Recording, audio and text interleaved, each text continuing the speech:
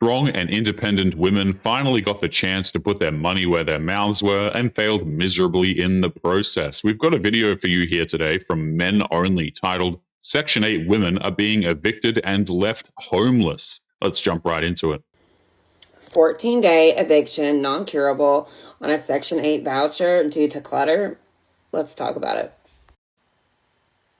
First, I want to say I'm a single mom of 3, and I have gone above and beyond to try to turn my life around. Previously made poor decisions due to just chaos and dysfunction as a child, and I've been trying to break generational cycles for the past 7-8 years. There are tons of people out there who have had tragic pasts, but a lot of people will use that tragedy to motivate them to break the cycle, not blame it when they continue to make every wrong decision that they can find. So moving forward, I moved into an apartment complex on a housing choice voucher, Section 8, in Knoxville, Tennessee. And I moved in and received my keys. I got notice, I think February 10th, got the keys on February 12th.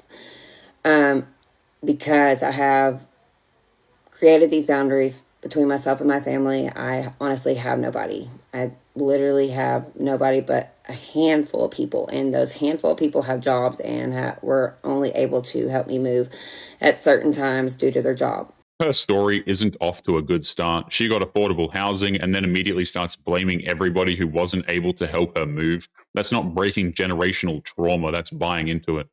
Moving forward, I was not able to get all the heavy stuff moved into my apartment until March, give or take, around that time.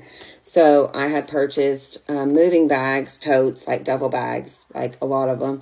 And I was able to at least move those because I could carry them on my back. It was a lot easier. My neighbors can verify all this. I have video and pictures to verify all this. Everything I sit here and say, it's verifiable, it's factual. I have proof of. I'm not about to sit here and put all my business out here just to be laughed at. It's nice to know that she can verify her difficulty of not being able to move heavy objects, but there are always ways to be able to get help moving them. It may be difficult, but she's acting like it would have been impossible to find a solution. I feel like this is completely and utterly unfair. It's discrimination and it's retaliation. I received my first lease violation March 5th for housekeeping. Make it make sense. That's what I mean, housekeeping. So the property manager was new, and she came in, did a walkthrough. Granted, I wasn't even here when the violation was set on my door. I was still staying with a friend because my kids did not have beds. She's accusing her landlady of discriminating against her, but conveniently leaves out any proof as to how this woman is discriminating against her tenants. That's kind of an important detail to just gloss over. Yet, and I think it's called Sleep in Heavenly Peace, came out and donated beds, and I believe that happened the last week of February. I should have had it set out, but I do have a timeline of all this, again, proof. So, anyways, they gave me 14 days to cure it, which I did, and I honestly should have contested it, which I tried to with the previous property manager because she was promoted to regional property manager. It's interesting how women like this will always point out tiny details to try and get out of having to take responsibility for their poor decisions. She's blaming everything she can to get out of taking responsibility for something that's clearly on her. So anyways, moving forward, she told me that I have to follow the rules, blah, blah, blah. Well, I tried to explain to them that I have a child who is disabled and is going through a hard time right now. She has severe behavioral and emotional issues, and that I am on the waiting list to be seen, to get her evaluated, et cetera, et cetera, et cetera, right? What does her child being on a waiting list to get a psych evaluation have to do with her landlady needing to manage her property? That just seems like a lame cop-out that's meant to guilt trip instead of actually explain anything. I don't understand. So anyways,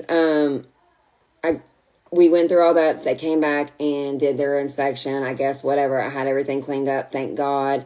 And that went on, and whatever. So then, come July, July, just a few weeks ago, I received a door notice saying that maintenance was coming through to check on the AC or whatever. It wasn't no inspection, but it was like come in to change out the AC filters and whatever, right? Next thing I know, I received another lease violation due to housekeeping. It's almost as if you keep the apartment you're renting in bad shape, you are going to keep getting notices about how you're not keeping your end of the bargain for discounted housing. Go figure. And I think they're trying to say unsanitary conditions or whatever.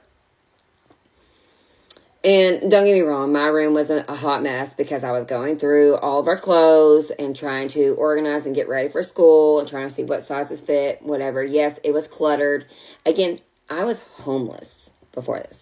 Okay, I didn't have anybody helping me when we had to move out of our old shithole apartment before. And I literally was like tossing stuff in and like homeless for 7-8 months. Again, I was trying to break generational cycles, trying to get away from a negative family and all that. It was very chaotic, dysfunctional, and I am doing the best that I can with the resources that I have. So, and there she goes, bringing up generational trauma again. That has nothing to do with the issue at hand. All she had to do was not keep the apartment looking like a war zone, and apparently her generational trauma was just so strong it kept her from being able to do that. Now that I'm doing that and trying to, put one foot forward, I'm getting punished for it. I'm at my wit's end. I have lost 40 pounds within the past year because of the stress that I'm dealing with. I have nobody. I can't even cry anymore because I am literally just at my wit's end, dude. I'm at my wit's end. So, I received that notice, and then they were supposed to come out to re-inspect to make sure I cured it and everything. So I did, and August 4th, like right before it, I busted my ass. I cleaned, I organized, did everything. I waited all day long on August 4th. Did anybody show up? No. Not a call, not a text message, not an email. She has not mentioned one thing that shows how the landlady had it out for her. The only complaint she has is a mild scheduling problem, which people have been dealing with since the dawn of property rentals. Hey, just a second. If you are liking this video, you like my content, make sure you check out my second channel. The link is in the pinned comment. Go and take a look after this video if you are interested. And let's get back to the video. Me and my 6 kids are homeless now because of who you voted for. Donald Trump decided to change the guidelines for Section 8. I cannot believe this. I cannot believe this. Listen. Okay, a mother of 6 is now homeless after losing her Section 8 housing voucher.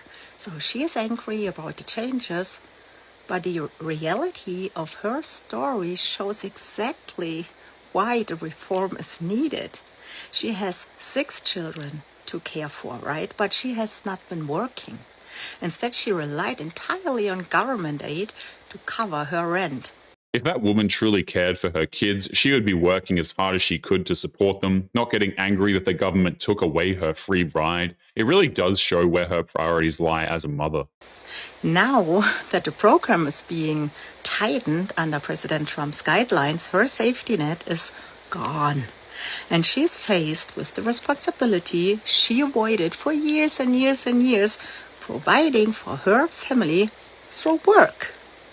And this is the hard truth. Programs like the Section 8, they were designed as a temporary bridge, not a permanent lifestyle. Women like that will find any excuse they can to try and get out of working and being a responsible adult, and they honestly think that the taxpayers should fund and subsidize her laziness. For too long, able-bodied adults have used it as a way to avoid employment, while taxpayers foot the bill. So meanwhile, millions of working Americans, many of them with kids of their own, right, juggle multiple jobs to keep a roof over their heads without any help from the government. And Trump's reforms send the right message, actually. Housing assistance must be limited, targeted, and tied to responsibility. And families who truly need help, such as the elderly or disabled, will still get support. But those who are able to work should not expect, like, the taxpayer funding forever, right? And raising kids is tough. No doubt, I raised 2 kids by myself too. But choosing to have a large family also comes with responsibility. America cannot keep bailing out parents who expect the system to raise their children for them. And honestly, I see the difference every day at home. My partner always tells me, oh, you don't have to go to work. I make enough money for us. But I choose to go to work because I don't want to sit at home bored. And that's the point. Responsibility is a choice, and Trump's reforms push people to take it. In the end, this mother's story doesn't show a failure of policy. It shows why reform was necessary. And housing aid should be a stepping stone toward independence, not a permanent escape from responsibility.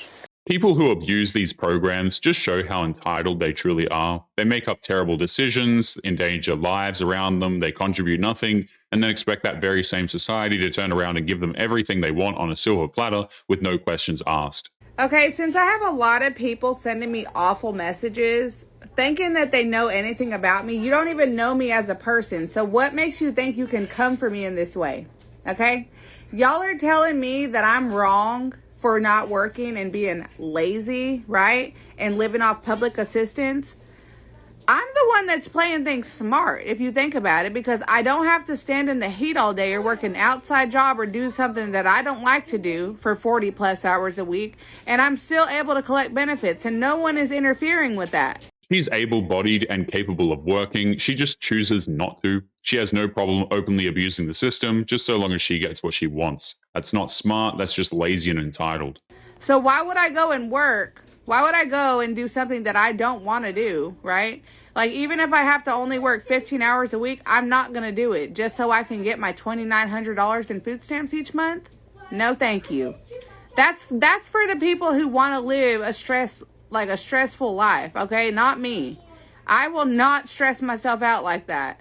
I'll be damned if someone's going to tell me that I have to work to earn public assistance.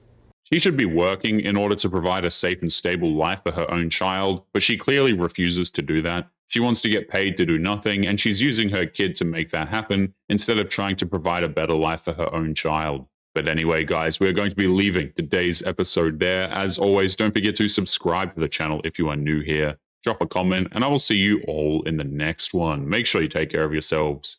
Peace.